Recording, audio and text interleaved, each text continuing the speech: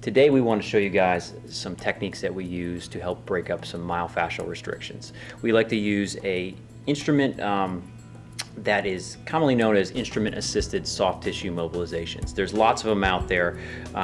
This is the one that we tend to use here. It's a stainless steel tool with a beveled edge.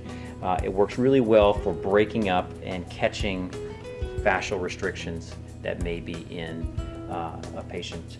So what we're going to work on today is tennis elbow, common injury that we see a lot of here. The extensor muscle group right through here tends to build up fascial restrictions, and this is where the scraping tool can work quite well.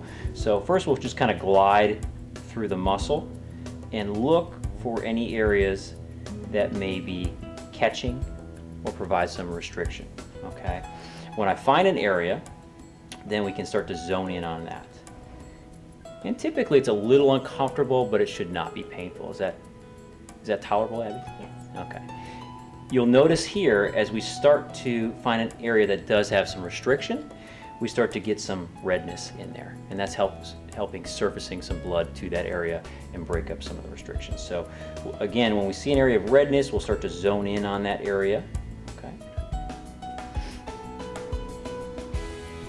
And work through that whole extensor group.